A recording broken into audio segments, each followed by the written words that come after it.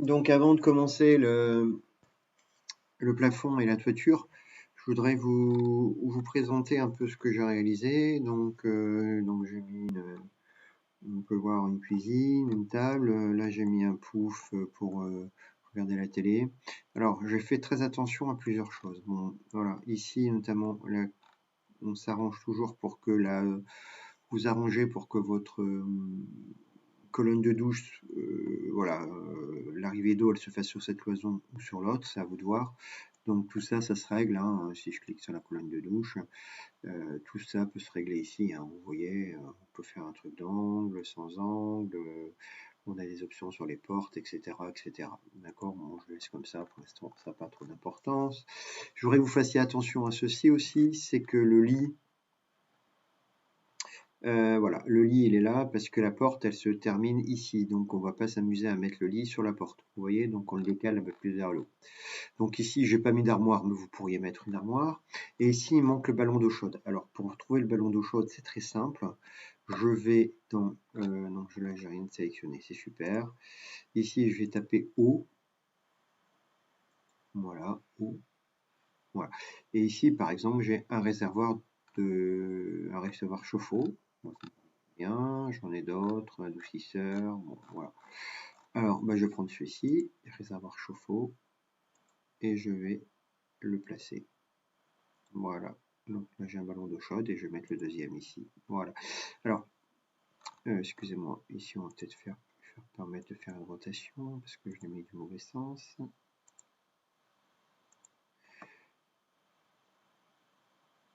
Voilà qui est bon. Non, c'est pas bon. Pourquoi il n'a pas pris la rotation? Je redémarre. Voilà, là c'est bon. Maintenant je vais regarder en 3D ce que ça donne. Donc voilà, bon ici on peut voir quel chauffe-eau avec l'accès à la résistance. Et là aussi c'est parfait. Voilà, ici j'ai mon chauffe-eau, on aurait pu mettre des pieds. Bon, on va pas s'amuser avec tout ça maintenant. Donc maintenant on va passer à la toiture. Donc avant la toiture, on va faire la couverture. Alors pour la couverture, c'est très simple. Je vous ai pas la couverture, le plafond. Donc ici, il faudra créer un plafond composé de 35 cm de laine de verre et 1 cm de plâtre. Donc là, c'est comme d'habitude, option, attribut d'éléments, structure composite. Est-ce qu'il existe des plafonds? Oui, faux plafond, ça existe. Je vais le dupliquer. Donc là, je vais le faire nouveau. Dupliquer. Je vais le renommer. Je vais l'appeler faux plafond isolé. Plus laine de verre. Excusez-moi.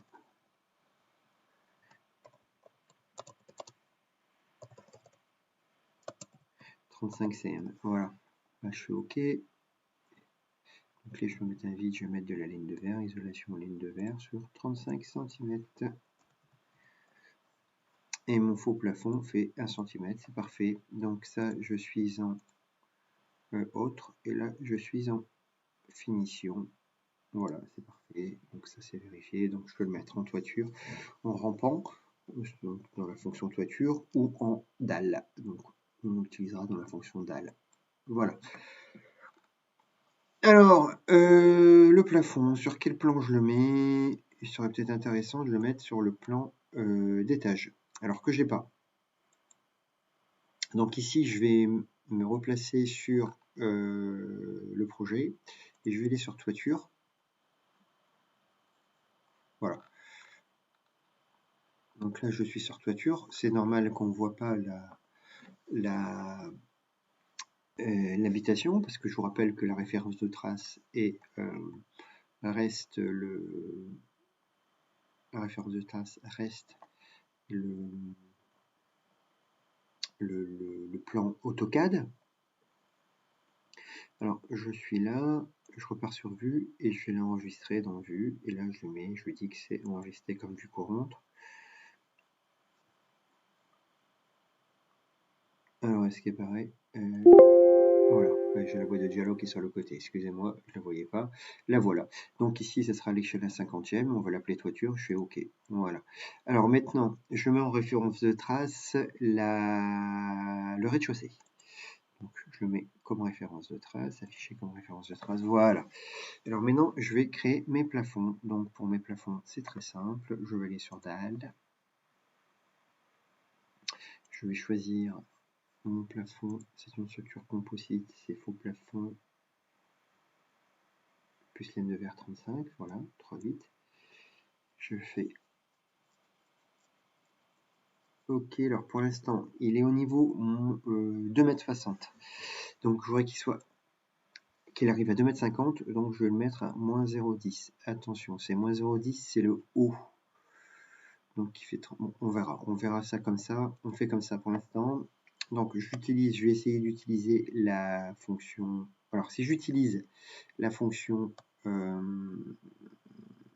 comment dire baguette magique, il fait zone par zone. Donc là c'est pas évident.